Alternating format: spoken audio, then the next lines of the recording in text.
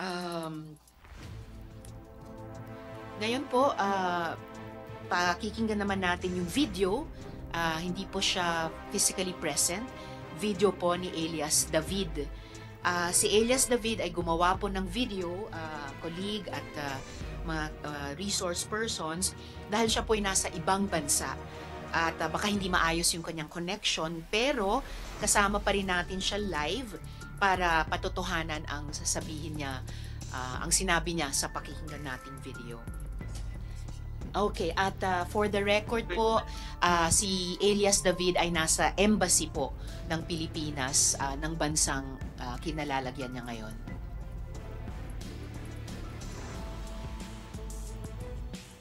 Paano mo naging lolo si Apollo Quiboloy? Bali po yung kapatid ni Pastor Quiboloy, is lola po. Yung anak niya, yun yung tatay ko. Sa murang edad ay parang pinilit ka rin mag-beg, malimos? Bali, nagsimula po ako sa Kingdom of Jesus Christ. Nagsimula po akong nakapasok. 12 years old po ako.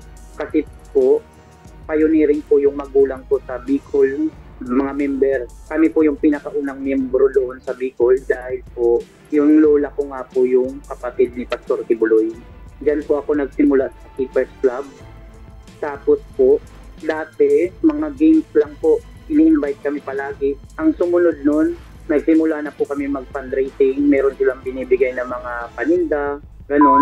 Young people po ako noon, bata pa po ako noon, hindi pa ako talaga hindi ko pa kabisado ang patakaran sa loob ng ministry. Nagsimula po ako magtinda, pinagtitinda nila ako ng mga pastillas, mga candy, makapuno. Tapos, minsan sinasama nila ako mag-caroling pag Christmas. Na-experience mo bang paparusahan ng physical? Yes po, nung nag-full time po ako, nalagay po ako sa logistic department. Yung logistic department ni Pastor Quiboloy, that time po, na-promote po ako. Yung pagka-promote ko po, inilagay nila ako sa Davao, sa studio. Nag-aral po ako maging cameraman sa broadcasting. Dahil nga po, cameraman ako sa media, meron daw akong naging girlfriend kasi bawal nga po daw yun. Kasi through mobile, nag-report yung reporter ko na meron daw akong ka-textmate na taga-RPN na reporter, pero hindi po yun totoo. Tapos, inold nila ako noon, hindi na nila ako pina-duty. Tapos, yun na yung nagsimula po na nagpaalam na ako dahil pinaghirapan ko po yung trabaho ko, yung ministry ko. Ngayon, nagpaalam na ako nalalabas. Hindi nila po ako pinayagan. Ang ginawa po nila, yung mga gamit ko, inilagay nila ako sa Bartolina. Nung nilagay nila ako sa Bartolina, 14 po kami magkakasama. Tinorture nila kami, nilagyan nila kami ng sili sa mata. Inortog nila yung ulo ko. Pasensya na po kung nagiging emosyonal ako kasi 10 years na nakaraan, pero naalala ko pa rin yung pangbababoy na ginawa nila sa akin. Nilagyan nila sili yung mata ko. Nilagyan nila ng sili yung ari ko. Nilagyan nila ng sili yung bibig ko. Almost 5 hours po ako hindi na nakita. Sinaw lang ako nasigaw pag hindi na po. Pag sinabi mong sila, sino sila? Pwede mo Marami po sila. Kilala ko po sila lahat. Ang nag-torture po sa akin, number 1 po, si Julio Pablo. Tiyuhin ko rin po siya. Tiyuhin ko po siya dahil yung asawa niya, pamangkin po ni Pastor Quiboloy, auntie ko. Inutos ba ni Pastor Quiboloy yung paglalagay ng sili sa mata mo at ari mo, or posible bang hindi niya alam yon? Alam niya po, dahil inutos niya po yun. Ang nangyari po kasi noon, madam, madaling araw yun, around 5 o'clock, merong hook up na nangyari. Galing sa Amerika, live po yun, boses niya. Inutos niya po na ganito yung gawin sa amin. Narinig mo mismo yung utos niya?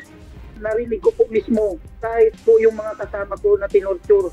Akala po nga namin, hindi gagawin sa amin. Kasi sino po ba naman gagawa ng ganun? Mga anong taon ito? Year 2009, ma'am. Tanda ko pa po yung buwan, October. Last week ng October. Kasi po, pagkatapos po kami binugbog, pinahirapan. Pagkatapos kami tinorture, in-standby kami dun sa taas sa Bartolina. Pahinga nila kami dun mga isang linggo. Pagkatapos kami pinagpahinga, ibiniyahe kami papunta dun sa building ng SMNI na binili ni Pastor Kibuloy.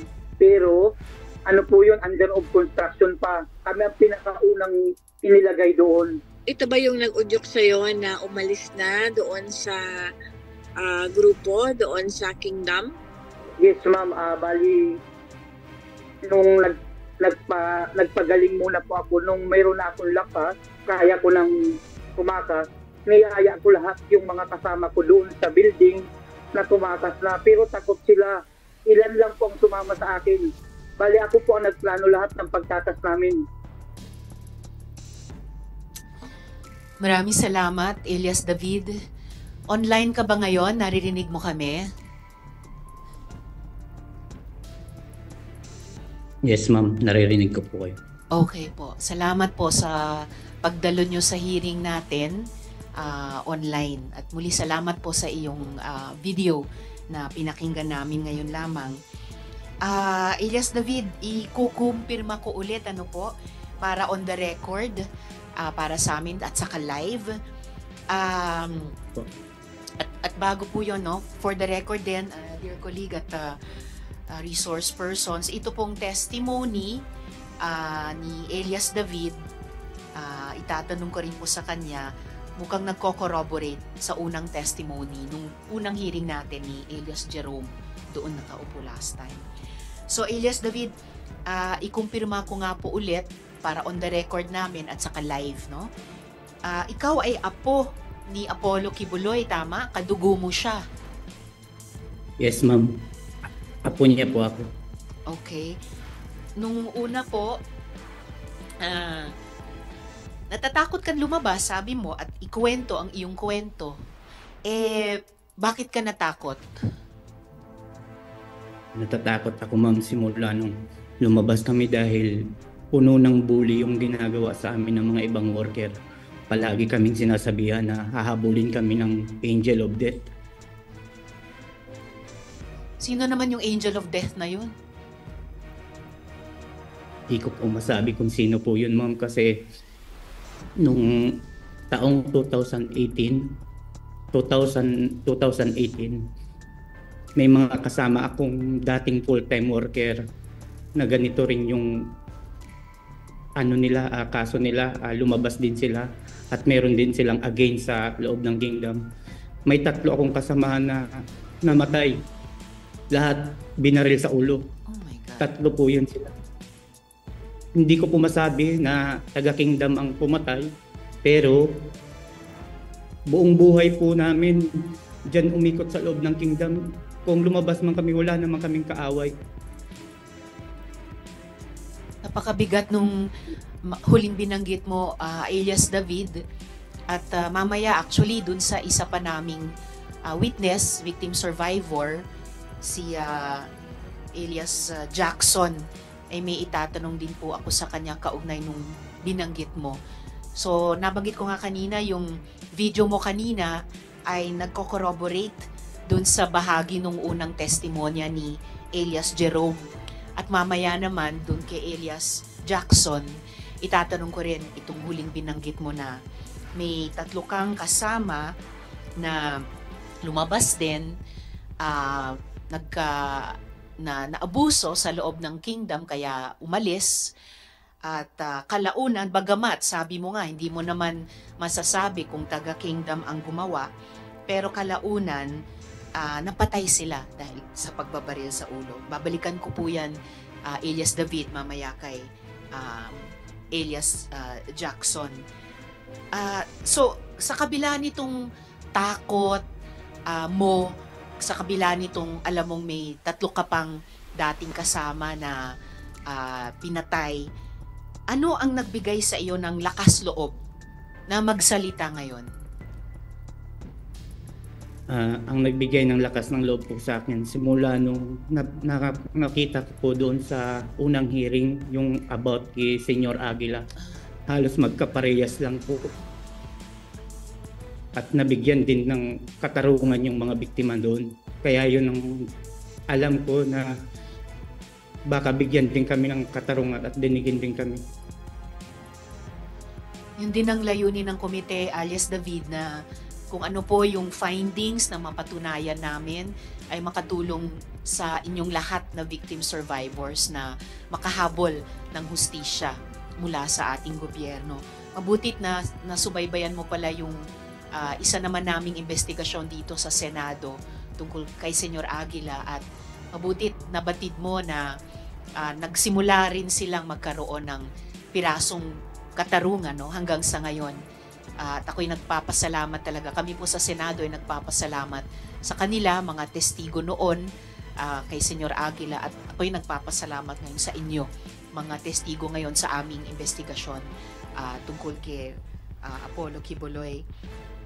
Tama ba, Elias David, na kasama mo yung witness nga natin nung nakaraan, yung binanggit kong si Elias Jerome, kasama mo, sabay kayong binartolina, pareho kayong nilagyan ng sili sa mata at saka sa ari, at pareho kayong inutusang iumpog ang ulo nyo sa pader hanggang dumugo? Yes, ma'am. Magkasama po kami. Opo. At tulad ni Elias Rene kanina lang, nagtrabaho ka rin sa SMNI, tama ba? Yes, ma'am. Cameraman po ako sa SMNI. Okay. Diyan po ako nagjo-duty sa Senate, Congress, minsan sa Malacanang Presscon, sa NEB. Dito mismo sa Senate, nakapag-duty ka na pala? Yes, ma'am. Nakapag-duty na po ako dyan. Okay, pati sa House, pati sa Malacanang bilang cameraman ng SMNI. Yes, ma'am. Okay, so naging kasama ka pala namin sa trabaho dati. Nadagdagan lang yung dahilan na gusto naming marinig ang iyong katotohanan at makatulong kung sakali, no, sa paghahanap po ng hustisya. Elias David, narinig mo kanina yung testimonya ni Elias Rene, ano? Yes, ma'am. Okay. Kaya mo bang kumpirmahin, ito nga, yung sinabi din ni Elias Rene na wala kayong sweldo noon bilang mga empleyado? Yes, ma'am. Diyan kasi sa loob ng kingdom, ma'am, lahat ng mga nilalagay nila diyan sa TV station, lahat yan experience lang. Magsimula sa cameraman, lahat yan experience. Tinuturuan lang, wala pong sahod yun. Kahit po yung mga reporter dyan at yung mga anchor, wala rin sahod po dyan. Pero yung mga main anchor, katulad dati ni Mike Abe, may sahod yun. At yung ibang kilalang mga anchor. Pero yung iba po dyan, mga worker ni Pastor Quiboloy, walang mga sahod yan. May outsiders, ano po, Elias David? Wala pong mga benepisyo. So, kino-confirm mo yung sinabi ni Elias Rene kanina, walang sahod, walang benepisyo. Pero may outsiders din sa SMNI, di ba? Gaya ni Lorraine Badoy. Yes, ma'am. Yung mga outsiders tulad ni Lorraine Badoy, may sweldo ba sila sa SMNI? Sa akin, ma'am, during my time, ang kasama kong tagalabas nung nandyan pa ako sa Kingdom, si Erwin Tulpo at si Mike Abe. Yun yung time ko. Pero ngayon, hindi ko na po naabutan yan, si Ma'am Lorraine Badoy. Si Miss Lorraine, okay. Salamat po. So, ang huling tanong ko sa inyo sa ngayon, kasi yung unang tanong ko sa iyo kanina ay talaga bang apo ka ni Apollo Quiboloy? Sabi mo, oo. Wala ka namang dahilan siguro para siraan ang sarili mong lolo, ano? Yes, ma'am. Wala po akong ibang dahilan. Ang inaano ko lang, siya mismo ang tinawag niya kasi ako nung time na hinuka kami, tumawag siya, minention niya yung pangalan ko. Ipinahiya niya ako sa harap ng maraming tao. Mahigit 2,000 tao yun, mga full-time worker. Doon niya sinabi sa amin kung ano ang mga parusang gagawin sa amin. Katulad ng paglagay ng sili sa mata, pagpakain ng sili, at paglagay ng sili sa ari. So tinawag kang by name ni Yeah, Kibuloy nung hook up na yon. So kilala kanyang personal. kilala niya po akong personal, ma'am, dahil nakapag-usap na kami ng personal dati.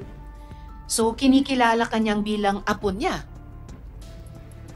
Hindi ko lang po, ma'am, alam kasi, ma'am, pag worker ko, ma'am, pag punta ko sa Davao, ang nakipag-usap sa akin yung administrator niya, si Ingrid Canada. Siya yung nag-offer sa akin na mag-aral sa Jose Maria College sa GMC. Pero hindi po yun natuloy dahil sumunod na araw noon, binigyan na ako ng ticket sa barko. Biyahe kami ng Manila. Kasama ko yung mahigit 300 na bagong full-time. Karamihan noon minor de edad kagaya ko. 300 na karamihan ay menor de edad pa. Yes, ma'am. So, nakapag-usap kayo ni Pastor Kibuloy, kilala kanyang personal, binanggit niya ikaw by name dun sa hookup, pero hindi mo sigurado kung alam niyang ikaw ay apo niya. Alam niya, ma'am, na apo niya ako. Alam niya. Dahil ang pangalan ko ay pangalan ng asawa ng kapatid niya. Okay. So, alam niya. And yet, sinapit mo rin ang ganyang klaseng mabagsik na parusa kahit ikaw ay kadugo ni Kibuloy. Huling tanong na lang sa akin sa ngayon, no, Elias David, dito sa walang sahod, walang benepisyo, ang mga ordinaryong empleyado, ang mga full-time workers ng Kingdom na pinatatrabaho sa SMNI. At yung tungkol sa tanong ko sa mga outsiders, alam po ba ng mga outsiders ang ginagawa sa full-time workers tulad ninyo? During my time, ma'am, hindi po alam. Nung nagtatrabaho po ako bilang cameraman, minsan dyan sa lodge sa Senate, kung saan nag-iipon-ipon yung mga cameraman, minsan nagtatanong sila, sinasabi nila sa akin kung magkano daw ang pasahod sa amin ni Pastor. Pero na-briefing na po kami dati. Pag may magtanong sa amin kung magkano ang sahod, sasabihin lang namin na mga scholar kami ni Pastor, siya ang nagpapaaral sa amin. Mm-hmm. Pero hindi po kami pinag-aral. Pareho pala kayo ni Elias Rene kanina, pinangakuan makapag-aral, pero hindi naman talaga tinupad yung pangakong iyon. Year 2007 po, ma'am, nagpaalam ako kay Marlon Rosete na mag-aaral ako. Pinaaral nila ako, ma'am, sa Matay National High School sa may Project 8. Mm-hmm. Pero hindi rin po ako nakapagtapos dahil kagaya ng sinabi ko, ma'am, kada hapon magtitinda ka, magsusulisit ka. Tinamad na ako, ma'am, kasi, ma'am, walang time para mag-aral. Puro tinda, puro sulisit, harana. May harana pa. Talagang pag ganyan ang trabaho mo, ginawa kang working youth, hindi ka talaga makakapag-aral. Elias David. So, ang sabi mo, hindi sa pagkaalam mo, hindi alam ng mga outsiders na walang sahod at walang benepisyo ang full-time worker sa SMNI. Diyos ko, nandito ka pa pala sa Senate noon. At sabi mo nga, pinapasabi na lang sa inyo na scholar kayo ni Pastor. Pero kahit scholar, pag pinagtrabaho, dapat may sweldo, Hindi yung kayo pa yung abonado, ano po. Dito sa Senate, pinaglalaban din namin yung mga on the job training, mga ganyan na dapat may compensation ang trabaho nila. So, maraming salamat, Elias David. Yun yung mga tanong ko namin sa inyo sa ngayon, pero please stay online kasi baka kami nung mga kasama ko ay may tanong pa. Siguro huling palang tanong sa iyo sa ngayon, Elias David. May mensahe ka ba sa lolo mo? Yung lolo mo na wala ka namang dahilang siraan, yung lolo mo na sabi mo alam naman niya na ikaw ay apo niya. May mensahe ka ba sa kanya? Ang mensahe ko lang po, si Pastor, binangakuan mo ko ng sabi mo magandang buhay. Pero ibinigay mo ako sa kamay ng mga kasamaan mo para babuyin ako.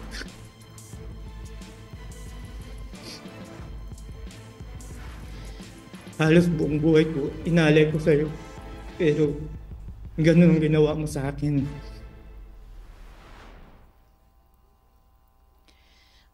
Maraming salamat, Elias David.